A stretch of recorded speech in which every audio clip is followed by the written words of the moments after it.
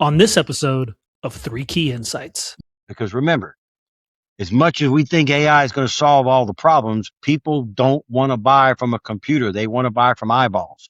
They want to look somebody. They want to smile at somebody. You're making the second largest purchase in your life.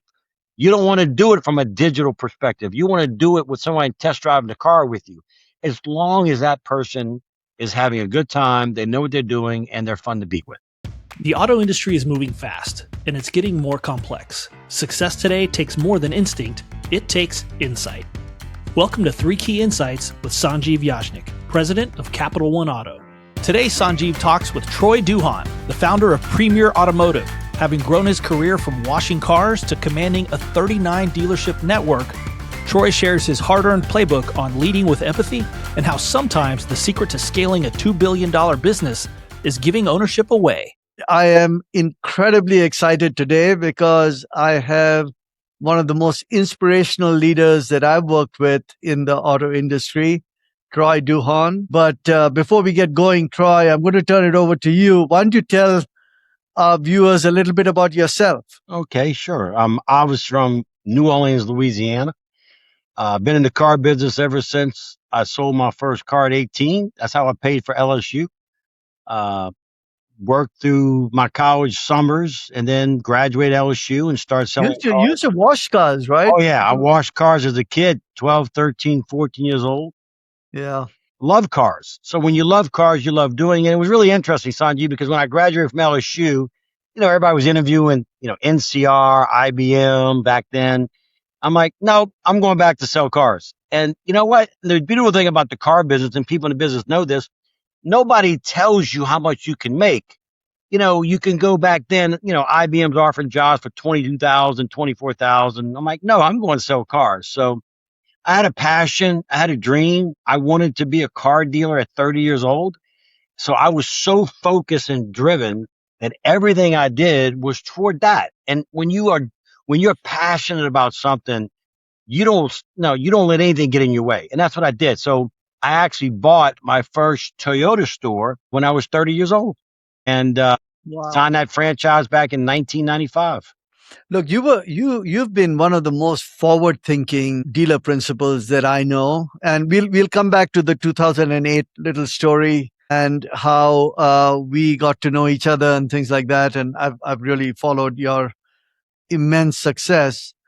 But you grew Premier Automotive to a 39 dealership, multi-state network, generating about $1 billion in annual revenues. Yeah, right. It's close to $2 billion now, and I'm gonna tell you, Sanjay, this is important. So let's go back in the car business. Let's go back to the Rick Hendrick days and Terry Taylor and the 80s, right? In the 80s and the 70s, it was much easier to buy a store than it is today because obviously the multiples have gone through the roof. So my father told me, he said, son, if you're going to grow, you got to create owners.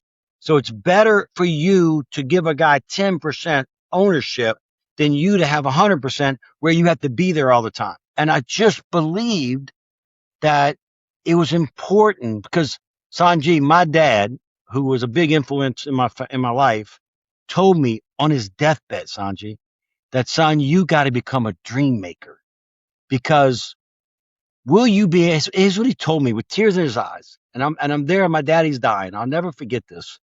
And he said, son, you're on a treadmill chasing wealth and what you need to chase is a legacy.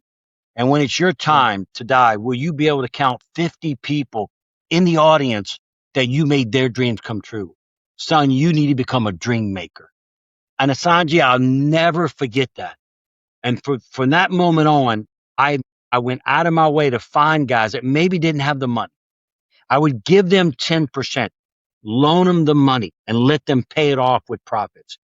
And to that guy, that 10% was everything. And it was amazing to see the intensity change and the vigor change. So I wanted to make sure I covered that. That's a really important point. I want to come back to the ownership piece, but you talk about dream maker.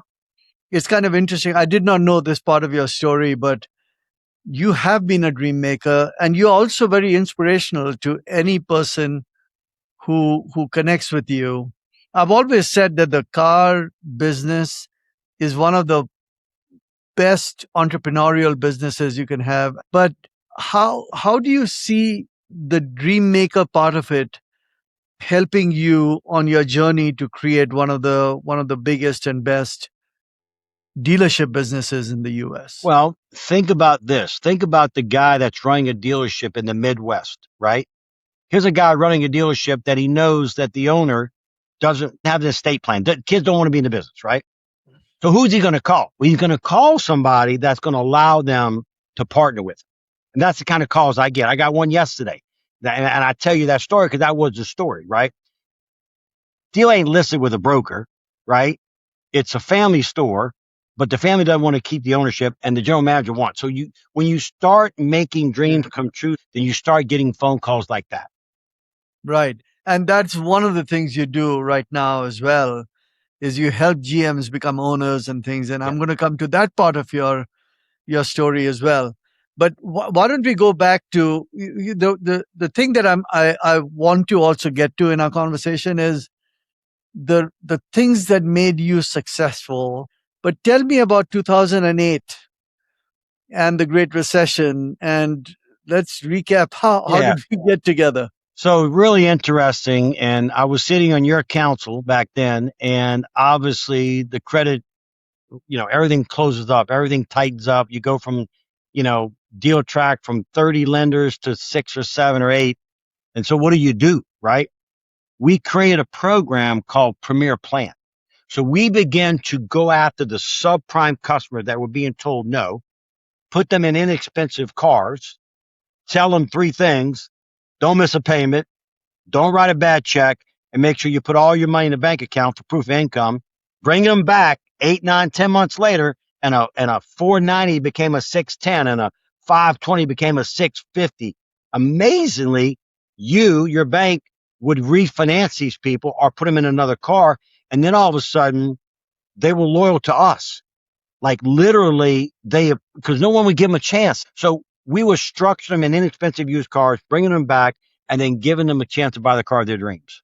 Yeah, and I'll just tell you the story from my side. I came to Dallas to essentially shut down the Capital One auto business because it was losing a lot of money. But before shutting it down, I wanted to meet up with our customers just to get a sense for the business.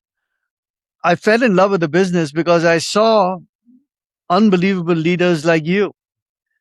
And seeing that and seeing the business you did and understanding this was a temporary phase, I just sat down with a few of the leaders in the industry, and you were a key person amongst them. And we created the Diamond program together in a room. We sat down till we created the Diamond program. And then I remember we also restructured the loan, that you had.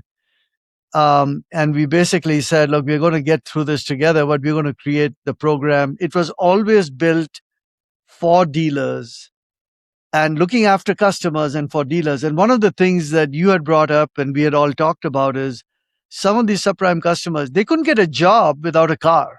That's right. It's kind of a circular thing, right? You don't have a car, you don't have a job. You don't have a job, you can't pay for anything, and the whole family suffers. And so we said, look, we're going to find the ones that are credit worthy because you don't want to put them in a worse situation. And then we created the whole program. And then, of course, the rest is history. No, it was what Capital One did that other lenders need to learn. You made the collection process the most pleasant of all lenders.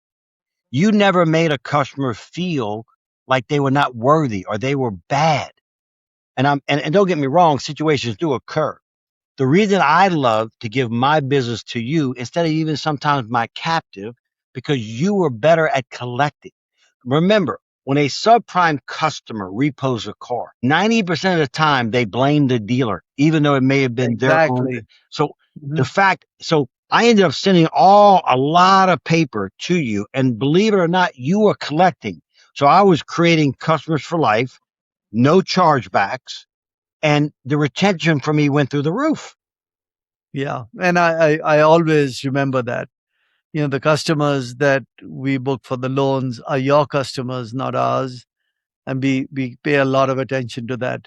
But Troy, let's go back to your building your business, because I am really fascinated by the way you built your business overall. And one of the things that folks who don't know you will not fully comprehend is that you were way ahead of your time on the technology side, and the way in which you wove together the real life, like what happens in a dealership, but also with the technology, and putting all of that together just turbocharge your success. How did your dealership work? And where does technology come into it as you continue to progress? Because you were one of the most forward leaning in the So whole technology space let me make of it customer. relevant to today. So Yeah. here's what you got to understand. I'm a partner in 3 AI companies. Two of them are automotive specific, right? So what does AI do for the automobile business? It's really simple. Two major things. A, it makes up for lazy car salespeople because they don't want to follow up. They don't want to prospect, right? And AI can do that. AI also makes up for lazy service writers because they never want to set the next appointment. They don't want to confirm the appointment. So now AI has the ability to set the next appointment. It has the ability to find out the customer is happy. So we have learned in a very short time currently that AI is the best friend of a salesman and the best friend of a service writer. On the marketing side, we live in a world of video junkies. Try to get your kids off TikTok when you're having dinner with them, right? Good luck, right? And it's amazing to me to see how many of the Gen Zs live and die by apps and videos. So how do you make that an asset to the automobile business? Well, obviously Facebook Marketplace, and you begin to market your used cars in that with great videos. The better the video, the more the eyeballs. The more the eyeballs, the quicker you're going to sell the car. Let's take the time before AI. So take the time right after '08, you know, '09, '10, that kind of period where these things are still taking off. They haven't really come to the market. You were still leaning in to marketing and attracting customers. So I would have to say that I went after the subprime world with a vengeance.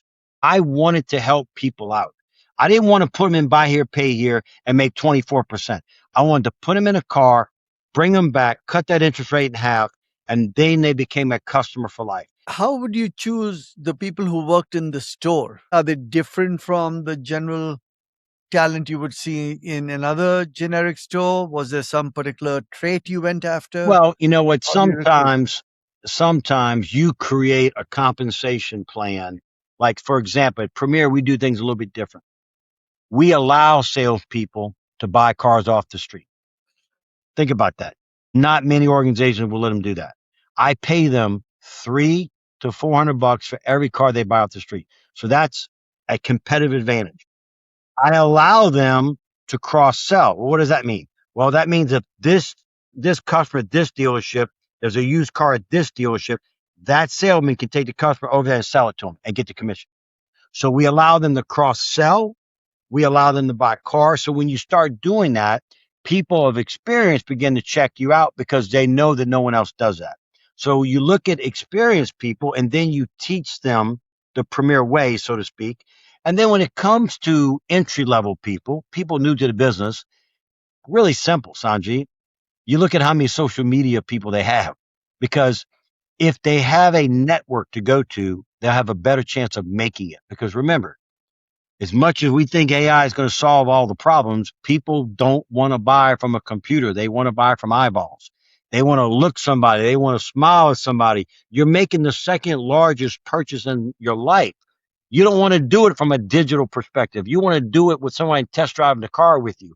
As long as that person is having a good time, they know what they're doing, and they're fun to be with. So you even in recruiting, you look at people and look at what their followership is, Oh yeah, because they're absolutely. going to magnify whatever is going on in the store through their own client base, or Yeah. the You people who live in follow a them. social media world with people getting compensated based on number of followers.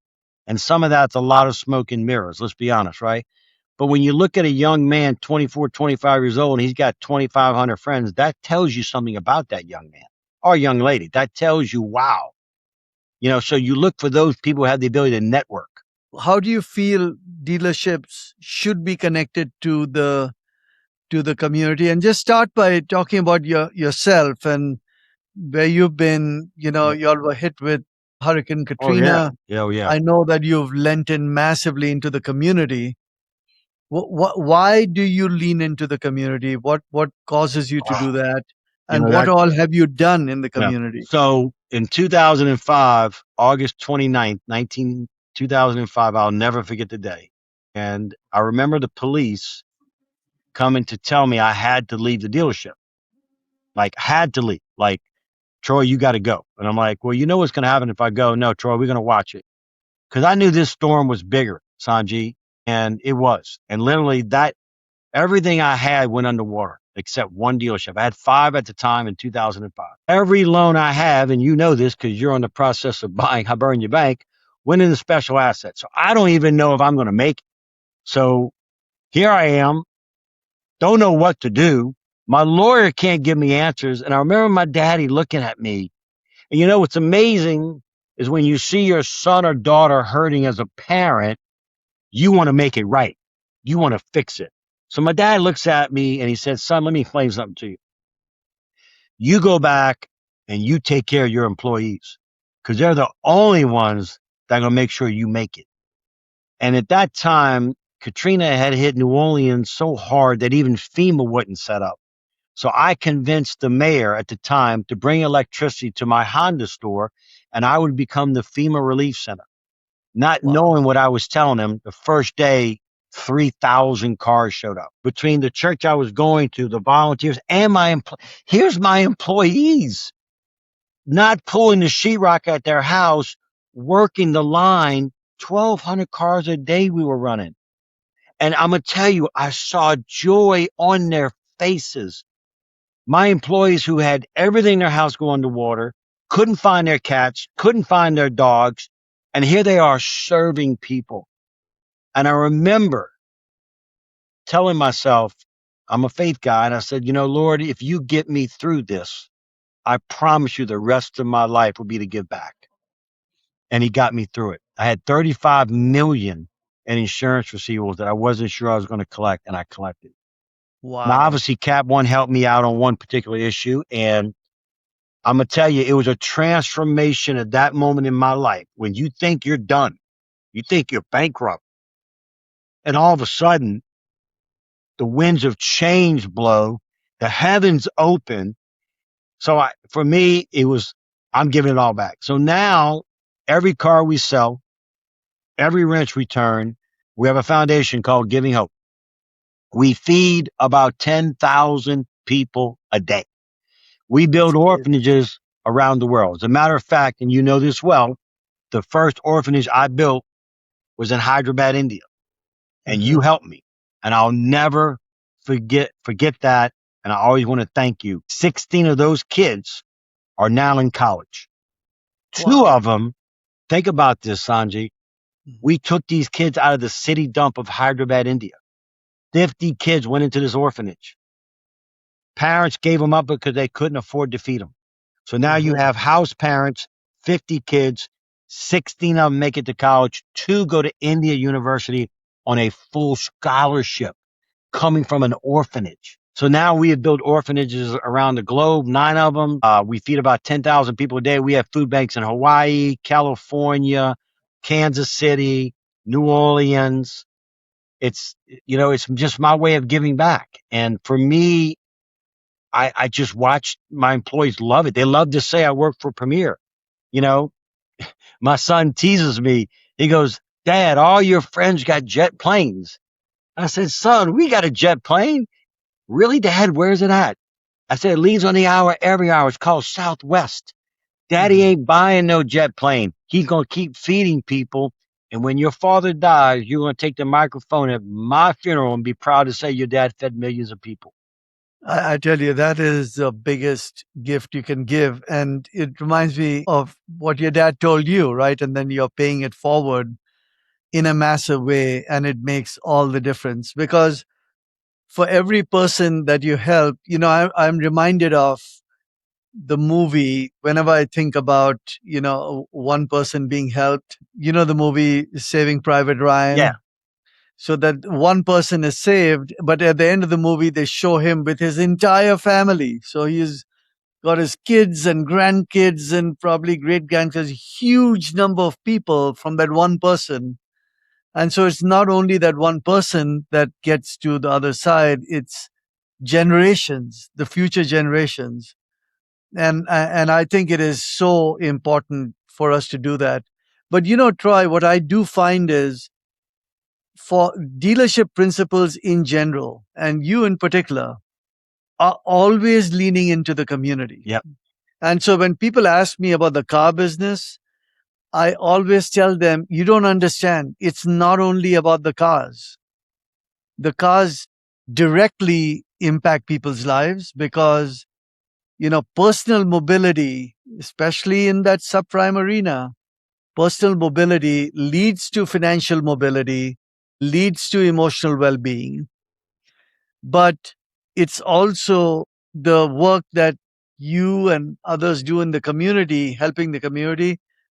And y'all are some of the most active that I've ever seen. And you in particular, I mean, the amount you've done and you continue to do with your foundation, with the Giving Hope, with all of the things that you do is massive. Yep. I just tell you, I've just hats off to you. One of the things that we did that will touch a lot of people is we partnered with the homeless shelter and we created the Giving Hope Retreat Center, which is now considered one of the top heroin facilities in the country. So when people get sentenced to jail or they're homeless and they're on drugs, we take those people and we actually graduate, Sanji, 60%.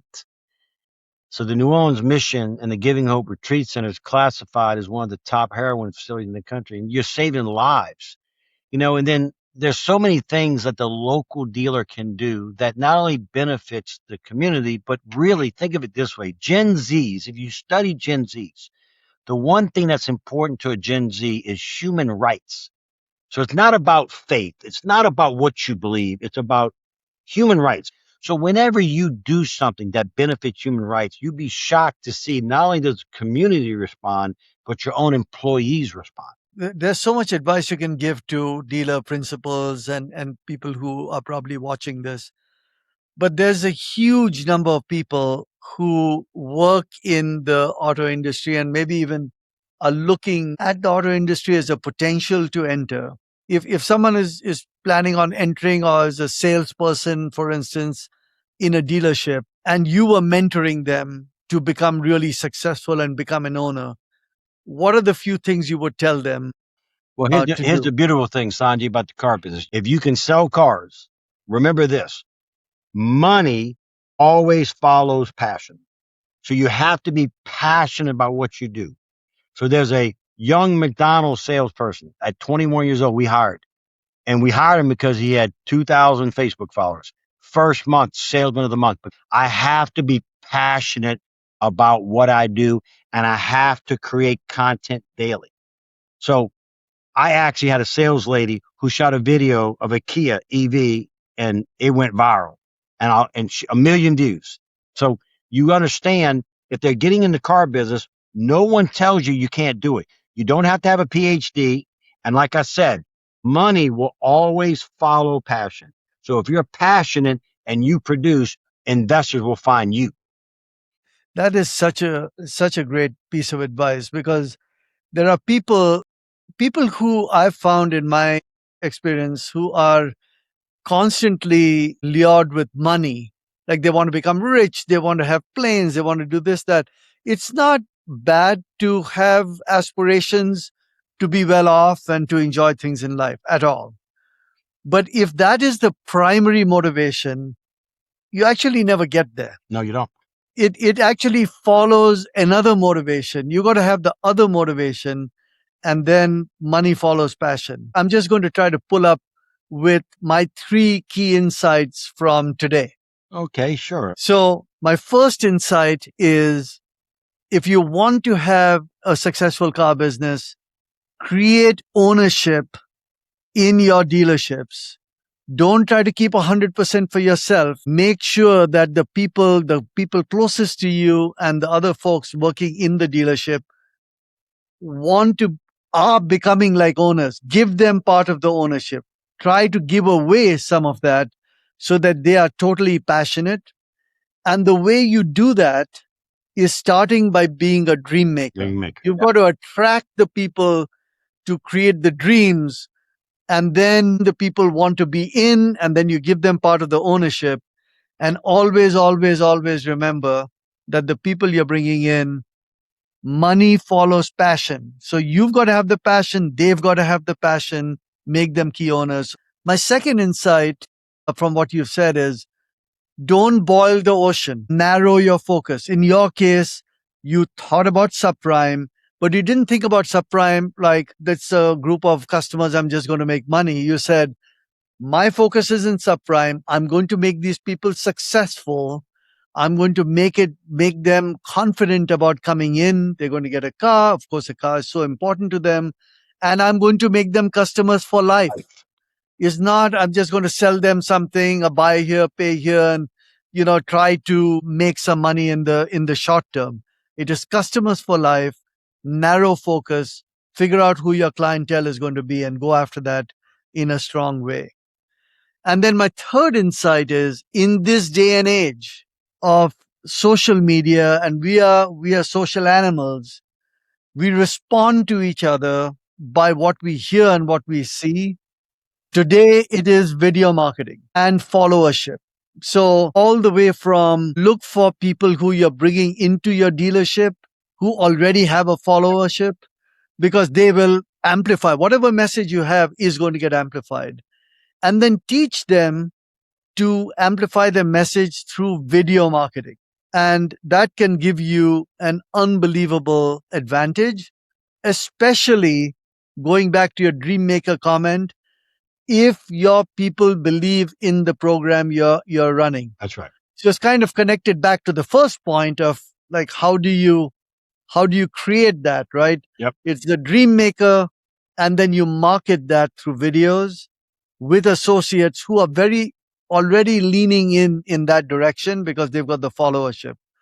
And those may be three key insights. There's many more to do with the community, etc. But if you lead with that, you can create a tremendous amount of success, as you've done, Troy. Sanjiv, it's a pleasure to be a Cap One dealer. I have watched Cap One really evolve to be probably the best lender in the industry. And again, not because they buy the best, it's because they collect the best. And at the end of the day, as a dealer, I want my people happy, because when they're happy, they tell everybody. So it's been an honor to be a Cap One Diamond dealer for 20 plus years, and I look forward to another 20. Thank you, Troy. The dealers who win turn insights into action. Now's the time to take the lead. This has been 3 Key Insights with Sanjiv Yajnik. We'll see you next time. The views and opinions expressed by guests on this podcast are solely their own and do not necessarily reflect the official policy or position of Capital One Auto, Capital One NA, or its affiliates. This content is provided for informational and educational purposes only and is not intended to serve as financial, legal, tax, or business advice. Viewers should consult their own independent professionals regarding their specific individual or business needs.